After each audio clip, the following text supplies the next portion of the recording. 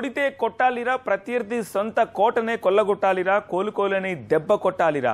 ఇది కడప ఉప ఎన్నికల పంతం. అందుకే నేతలు ఎదుటి పక్షం సొంత కోటలో వేట్ల వేట మొదలుపెట్టారు. అటు జగన్, ఇటు డిఎల్ ఢీ అంటే ఢీ అంటున్నారు. సత్తా చూపేందుకు ఎత్తులు పై ఎత్తులు వేస్తున్నారు.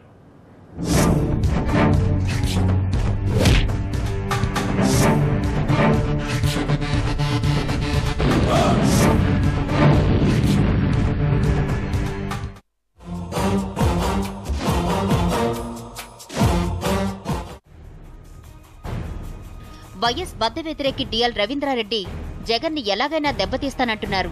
జగన్ జైలుకు వెళ్లేది ఖాయమంటున్నారు. కడప ఉప ఎన్నికల్లో షాక్ తినిపిస్తానంటున్నారు.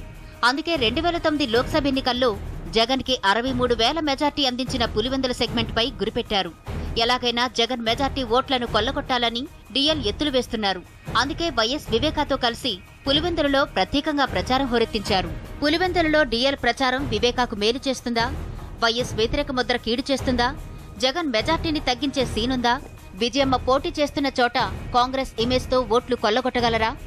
ఈ ప్రశ్నలన్నీ చర్చనీయాంశమయ్యాయి. పులివెందులలో అసెంబ్లీకి వివేకాకు ఓటేసి లోక్సభకు జగన్ కు క్రాస్ చేస్తారనే అనుమానాలున్నాయి. డిఎల్ వ్యూహంతో జగన్ మెజార్టీ తగ్గిపోతుందా? కాంగ్రెస్ పై అభిమానంతో ఎక్కువ ఓట్లు హస్తానికొస్తాయా?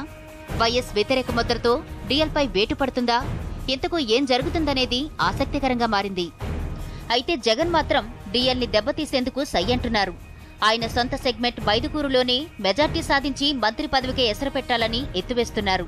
అందుకే డిఎల్ ఇలాకాలో ప్రత్యేకంగా ప్రచారం వ్యూహం రూపొందించారు. మైదుకూరులో మెజార్టీ పెంచుకోవాలని యాక్షన్ ప్లాన్ రెడీ చేసుకున్నారు. రాజశేఖర రెడ్డి గారిని అత్యంత తీవ్రంగా అవమానించటం జరిగింది. అప్రతిష్ట పాలన చేయటానికి అనేక రకాలైనటువంటి ప్రయత్నాలు చేయటం జరిగింది. ఈ ప్రాంత ప్రజలందరూ కూడా ఆయన పట్ల తీవ్రమైనటువంటి కోపోద్రిక్తంగా ఉన్నారు. ఎన్నికల్లో తగిన గుణపాఠం చెప్తారు.